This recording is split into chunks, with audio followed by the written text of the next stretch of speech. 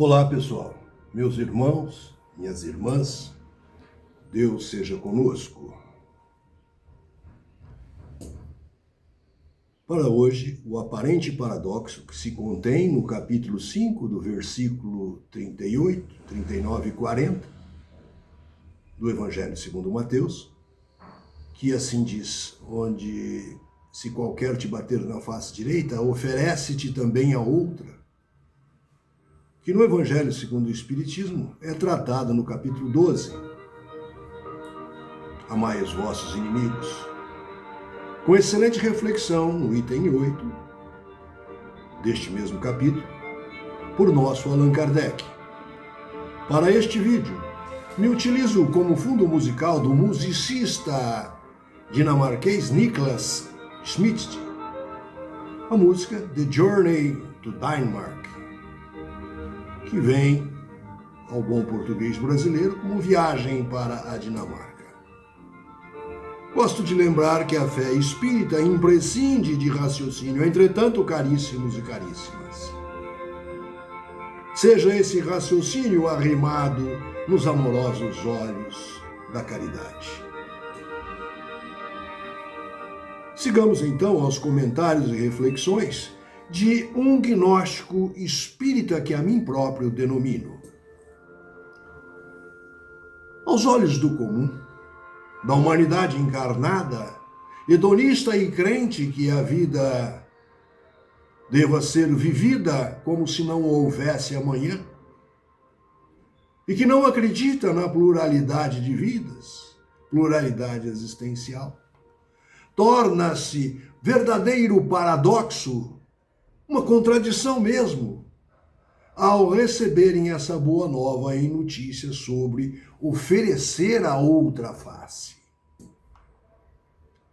Vejamos o versículo 38 do capítulo 5 do Evangelho segundo Mateus.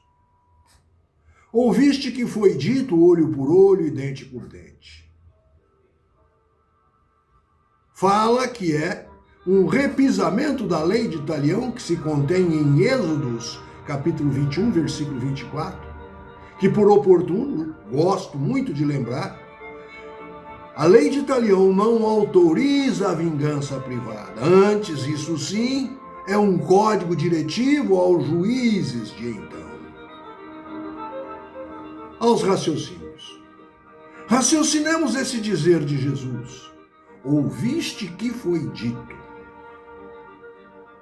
Frase que não se trata de conversa entre pessoas, pois as escrituras sagradas precisavam ser memorizadas por todos. E o dizer, o olho por olho, dente por dente, antes fora mencionado em Êxodos, capítulo 20, versículo 24. Segundo livro do Pentateuco Mosaico, que transcrevera o Código de Hammurabi, o mais antigo e conhecido código de conduta que se tem notícia, cujo original, codificado numa coluna com mais de 20 metros de altura, encontra-se atualmente no Museu do Louvre, em Paris, França. O versículo 39 desse mesmíssimo capítulo 5 de Mateus, assim diz: Eu, porém, vos digo que não resistais ao mal. Mas se qualquer te bater na face direita, ofereça-lhe também a face esquerda. Raciocinemos essa fala do Nazareno. O eu, que aqui se transcreve, é o próprio mestre, que nos termos consignados na questão 625 de O Livro dos Espíritos, é o modelo e guia que o Criador nos presenteou como oriente a ser atingido. Portanto, caríssimos meus, caríssimas minhas, tudo o que é asseverado por Jesus fora também por ele colocado em prática durante a sua curta permanência encarnado entre nós. Assim, compreendamos que oferecer a outra face, para Jesus, o maior havido entre nós, o arquétipo do humano, jamais foi demonstração de covardia ou sinal de desonra, demérito moral, mas sim uma demonstração de crescimento. Haja vista que De longo tempo de estudo se compreende que aquele que agride a outrem de qualquer maneira é indivíduo ainda incapaz de um autocontrole, incompetente pela baixa estatura moral. O iracundo, o colérico, é indivíduo com clara comorbidade psiquiátrica. No item 8 do capítulo 12 de O Evangelho segundo o Espiritismo, professor Rivaio, o nosso Allan Kardec, do seguinte modo, irá nos lecionar. Item 8. Os preconceitos do mundo sobre o que se convencionou chamar ponto de honra produzem essa suscetibilidade sombria, nascida do orgulho e da exaltação da personalidade, que leva o homem a retribuir uma injúria com outra injúria, uma ofensa com outra ofensa, tido como justiça por aquele cujo senso moral não se acha acima do nível das paixões terrenas. Por isso é que a lei mosaica prescreveu olho por olho e dente por dente.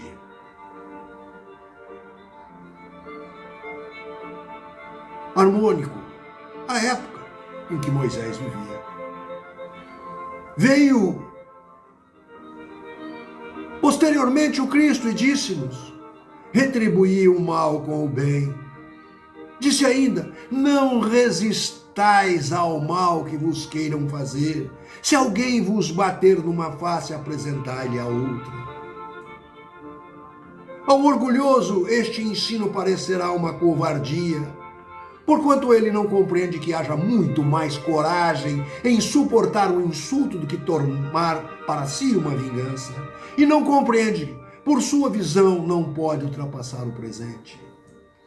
Dever-se-á, entretanto, tomar ao pé da letra aquele preceito de oferecer a outra face, ou ainda também o outro que manda se arranque o olho quando for causa de escândalo.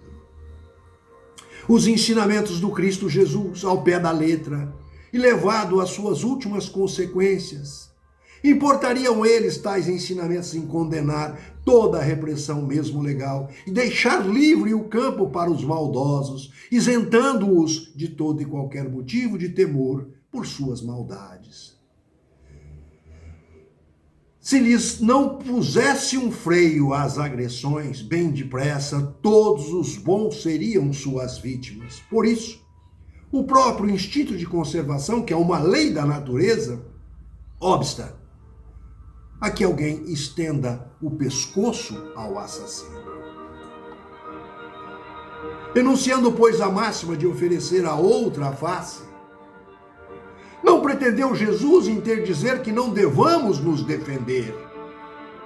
Todavia, condena a vingança ou o violento ataque, as desmedidas reações, dizendo que apresentemos a outra face àquele que nos haja batido numa, disse sobre outra forma que não se deve pagar o mal com o mal. Que o homem deve aceitar com humildade tudo que seja de molde a lhe abater o orgulho. Que maior glória lhe advém de ser ofendido do que ofender, de suportar pacientemente uma injustiça do que praticar alguma. Que mais vale ser enganado do que enganador, arruinado do que arruinar os outros. Somente a fé na vida futura e na justiça de Deus, que jamais deixa impune o mal, pode dar ao homem forças para suportar com paciência os golpes que lhe sejam desferidos nos interesses e no amor próprio. Daí vem o repetirmos incessantemente: lançai para diante o olhar. Quanto mais vos elevardes pelo pensamento acima da vida material, tanto menos vos magoarão as coisas da terra. Fecha aspas. Concluo, meus caros e minhas caras, o meu raciocínio reflexivo, portanto. Allan Kardec, nessas reflexões, nos demonstra que o ato de oferecer a outra face não é ato de covardia. Porque nós outros sectários da doutrina espírita, crente que somos na pluralidade existencial, ou seja, que haverá como houveram tantas quantas vidas forem necessárias à nossa evolução, que reencarnamos, somos cientes que aí reside a justiça divina.